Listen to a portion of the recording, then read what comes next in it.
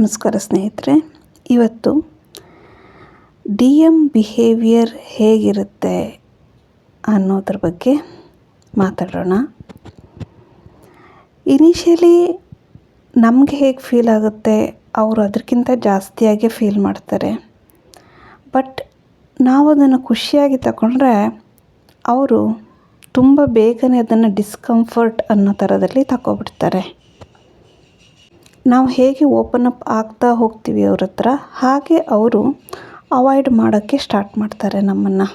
Slow ಆಗಿ ಅವರು step ಹಿಂದಾಗ್ತಾ ಹೋಗ್ತಾರೆ. ನಾವು ಎಷ್ಟು ಸ್ಟೆಪ್ ಅವ್ರ ಕಡೆ ಹಾಕ್ತೀವಿ, ಅವ್ರು ಅದಕ್ಕೂ ಡಬಲ್ ಸ್ಟೆಪ್ ಹಿಂದ್ಗಡೆ ಹಾಕ್ತಾ ಹೋಗ್ತಾರೆ. ಇದು ಬಿಹೇವಿಯರ್ ಪ್ಯಾಟರ್ನ್ ಬಗ್ಗೆ ಇರುವಂಥ ವಿಡಿಯೋ.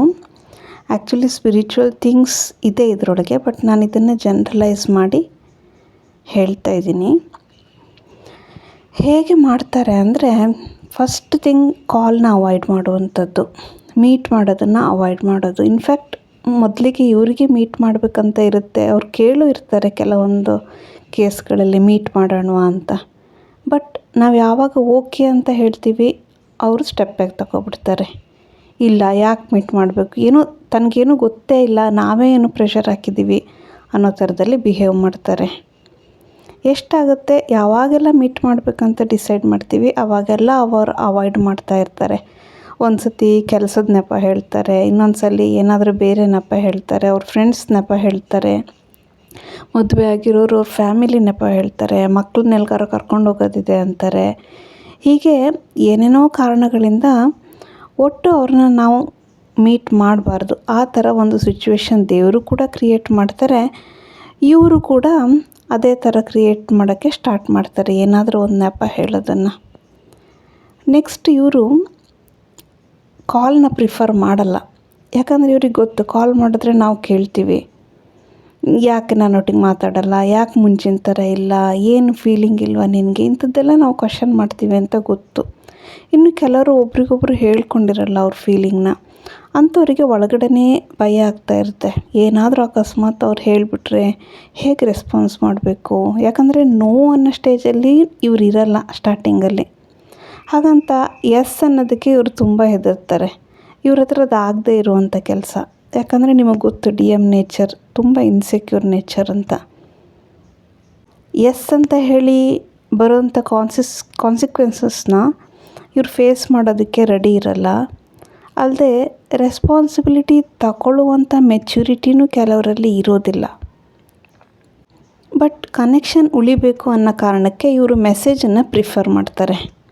ಮೆಸೇಜಲ್ಲಿ ಯಾವಾಗ ಬೇಕೋ ಆವಾಗ ಓಡೋಗ್ಬಿಡ್ಬಹುದು ಅನ್ನೋದು ಇವ್ರ ಪ್ಲ್ಯಾನು. ಎಷ್ಟು ಬೇಕು ಅಷ್ಟೇ ಮೆಸೇಜ್ ಮಾಡ್ಬೋದು. ಕೆಲವೊಂದು ಸತಿ ಬರೀ ಎಮೋಜಿಸ್ ಅಷ್ಟೇ, ಅಲ್ಲಿ ಏನು ಟೆಕ್ಸ್ಟ್ ಮೆಸೇಜು ಇರೋದಿಲ್ಲ. ಇಲ್ಲಾದರೆ ಎಸ್ ನೋ ಇಷ್ಟರೊಳಗೆ ಇವರು ಮುಗಿಸ್ತಾ ಇರ್ತಾರೆ. ಇನ್ನು ನಾವು ಇವ್ರ ಬಗ್ಗೆ ಎಲ್ಲರ ಹತ್ರ ತಿಳ್ಕೊತಾ ಇರ್ತೀವಿ. ಮ್ಯೂಚುವಲ್ ಫ್ರೆಂಡ್ಸ್ ಇರ್ತಾರೆ, ಅವ್ರ ಹತ್ರ ಕೇಳ್ತಾ ಇರ್ತೀವಿ. ನಮ್ಗೆ ಇವ್ರನ್ನ ಬಿಟ್ಟು ಬೇರೆ ಏನೂ ಇರೋದಿಲ್ಲ, ಎಲ್ಲಿ ಹೋದರೂ ಇವ್ರ ವಿಷಯನೇ ಅನ್ನೋ ಥರದಲ್ಲಾಗಿರುತ್ತೆ. ಇವರು ಅದರಲ್ಲೂ ಕೂಡ ಕಂಜೂಸಿ ಸ್ವಭಾವ, ಯಾರ ಹತ್ರನೂ ಏನು ಜಾಸ್ತಿ ಕೇಳಲ್ಲ. ತುಂಬ ಸೂಕ್ಷ್ಮವಾಗಿ ನಮ್ಮ ಬಗ್ಗೆ ತಿಳ್ಕೊಳ್ಳೋದಕ್ಕೆ ಪ್ರಯತ್ನ ಪಡ್ತಾ ಇರ್ತಾರೆ. ಬಟ್ ಎಲ್ಲೂ ಎಕ್ಸ್ಪೋಸ್ ಆಗೋಕ್ಕೆ ಇವರಿಗೆ ಇಷ್ಟ ಇರೋದೇ ಇಲ್ಲ. ಮೆಸೇಜ್ಗಳಂತೂ ನಿಮಗೆ ಗೊತ್ತಿರುತ್ತೆ ಯಾವ ಥರದ ಮೆಸೇಜ್ಗಳನ್ನ ಹಾಕ್ತಾರೆ ಇವರು ಅಂತ. ಕೆಲವೊಂದು ಸಲ ಒಂದೊಂದು ತಿಂಗಳು ವೆಯ್ಟ್ ಮಾಡಿಸ್ಬಿಡ್ತಾರೆ, ಇನ್ನು ಕೆಲವು ಕೇಸಲ್ಲಿ ಇನ್ನೂ ಜಾಸ್ತಿ, ಕೆಲವರು 2 hours 3 hours ಡಿಪೆಂಡ್ಸ್. ಬಟ್ ನಮ್ಮ ಥರ ಟಕ ಅಂತ ಇವರು ಯಾವ ಕಾರಣಕ್ಕೂ ರಿಪ್ಲೈ ಹಾಕಲ್ಲ. ಹಾಕಿದ್ರೂ ತುಂಬ ಮಿಸ್ ಮಾಡಿಕೊಂಡಾಗ 1-2 ರಿಪ್ಲೈ ಹಾಕ್ಬೋದು. 3ನೇ 4ನೇ ಮೆಸೇಜು ಅನ್ನೋ ಟೈಮಲ್ಲಿ ಅಥವಾ ಒಂದು ದಿನ ಚಾಟ್ ಮಾಡ್ಬೋದು ಸ್ವಲ್ಪ. ಇದು ತುಂಬ ಜಾಸ್ತಿ, ಇಷ್ಟು ಮಾಡಲ್ಲ. 2ನೇ ದಿನ ಅನ್ನುವಾಗ ಲೇಟ್ ಮೆಸೇಜಸ್ ಇವ್ರದ್ದು ಸ್ಟಾರ್ಟ್ ಆಗುತ್ತೆ. ಇನ್ನು ಕಾಮನ್ ಪ್ಲೇಸಲ್ಲಿ ಇವರು ಮೀಟ್ ಆಗೋ ಥರ ಇದ್ದರು ಅಂತ ಹೇಳಿದ್ರೆ, ಅವರ ಪ್ಲೇಸ್ನೇ ಬದಲಾಯಿಸ್ತಾರೆ, ಜಾಗನೇ ಬದಲಾಯಿಸ್ಬಿಡ್ತಾರೆ. ಈವನ್ ಮನೆ ಕೂಡ ಕೆಲವೊಂದು ಸಲ ಬದಲಾಯಿಸ್ತಾರೆ. ಸಪ್ರೇಷನ್ ಲೆಂತಿ ಆಗ್ತಾ ಹೋದಂಗೆ ಕೆಲವೊಂದು ಸಲ ಅವ್ರ ಜಾಬು, ಪ್ರೊಫೆಷನ್, ಊರನ್ನೇ ಬದಲಾಯಿಸುವಂಥ ಸಿಚುವೇಶನ್ಸು ಬಂದುಬಿಡುತ್ತೆ. ಆದರೆ ಅಂಥ ಕಂಡೀಷನಲ್ಲೂ ಕೂಡ ಇವ್ರು ಹೆದರ್ಕೊಳ್ಳೋದಿಲ್ಲ. ಪರವಾಗಿಲ್ಲ, ಇವಳ ಹತ್ರ ನಮಗೆ ತಪ್ಪಿಸ್ಕೊಂಡ್ರೆ ಸಾಕು, ನಾನು ಬಚಾವಾಗ್ಬಿಟ್ರೆ ಸಾಕು ಅಂತ ಇರುತ್ತೆ. ಮನಸ್ಸೊಳಗಡೆ ಎಷ್ಟೇ ಫೀಲಿಂಗ್ ಇರಲಿ ಅಥವಾ because of the energy exchange feeling ಕಡಿಮೆ ಆಗಿರಲಿ, ಎಲ್ಲೋ ಒಂದು ಕಡೆ ಮಿಸ್ ಅಂತೂ ಮಾಡ್ಕೋತಿರ್ತಾರೆ. ಅಟ್ ದ ಸೇಮ್ ಟೈಮ್ ಹೇಗಾದರೂ ಇದರಿಂದ ನಾನು ಹೊರಗೆ ಬರ್ತೀನಿ ಅನ್ನುವಂಥದ್ದೇ ಇವ್ರ ಗೋಲಾಗಿರುತ್ತೆ. ಈವನ್ ಬೇರೆ ರಿಲೇಷನ್ಶಿಪ್, ಬೇರೆ ಗರ್ಲ್ ಫ್ರೆಂಡ್ಸ್ನೂ ಕೆಲವೊಬ್ಬರು ಟ್ರೈ ಮಾಡ್ತಾರೆ, ಸೊ ದ್ಯಾಟ್ ನಮ್ಮನ್ನ ಇರೇಸ್ ಮಾಡಬಹುದು ಅನ್ನುವಂಥ ಕಾರಣದಿಂದ. ಯಾಕಂದರೆ ಇವ್ರು ಇದರೊಳಗೆಲ್ಲ ಸ್ವಲ್ಪ ಜಾಣರೇ ಇರ್ತಾರೆ. ಆಲ್ರೆಡಿ ಇವ್ರು ಎಷ್ಟೊಂದು ಬ್ರೇಕಪ್ಸ್ ನೋಡಿರ್ತಾರೆ, ಆರಾಮಾಗಿ ಹೊರಗೆ ಬಂದಿರ್ತಾರೆ. ಅದೇ ಥರ ಇಲ್ಲೂ ಆಗ್ಬಿಡುತ್ತೆ, ಏನೋ ಸ್ವಲ್ಪ ಎಕ್ಸ್ಟೆಂಡ್ ಆಗ್ತಾಯಿದೆ ಅಷ್ಟೇ. ನನಗೆ ಬೇರೆ ಯಾರು ಸಿಕ್ಬಿಟ್ರೆ ನಾನು ಇದನ್ನೆಲ್ಲ ಮರ್ತು ಬಿಡ್ತೀನಿ, ನಾನು ಆರಾಮಾಗಿ ಹೊರಟಿ ಸೆಟ್ಲ್ ಆಗ್ತೀನಿ ಅಂತೆಲ್ಲ ಇವ್ರು ಅಂದ್ಕೊಂಡಿರ್ತಾರೆ. ಒಟ್ಟು ನಮ್ಮ ಥರ ಡೇರ್ ಅನ್ನೋ ಥರದಲ್ಲಿ ಇವರು ಇರೋದಿಲ್ಲ ಈ ವಿಷಯದಲ್ಲಿ. ಬೇರೆ ಎಲ್ಲರೊಟ್ಟಿಗೂ ಡೇರಾಗೇ ಇರ್ತಾರೆ. ಇನ್ಫ್ಯಾಕ್ಟ್ ಬೇರೆ ಗರ್ಲ್ ಫ್ರೆಂಡ್ಸ್ ಒಟ್ಟಿಗೆ ಇವರು ಆ ಟೈಮಲ್ಲೂ ಕೂಡ ಟ್ರೈ ಮಾಡ್ತಾಯಿರ್ತಾರೆ ಡೇಟಿಂಗಿಗೆ. ಈವನ್ ಮ್ಯಾರಿಡ್ ಇರೋರು ಅವ್ರ ವೈಫ್ ಒಟ್ಟಿಗೆ ಇನ್ನೂ ಚೆನ್ನಾಗಿರೋದಕ್ಕೆ ಟ್ರೈ ಮಾಡ್ತಾರೆ, ಜಾಸ್ತಿ ಟೈಮ್ ಕೊಡ್ತಾರೆ.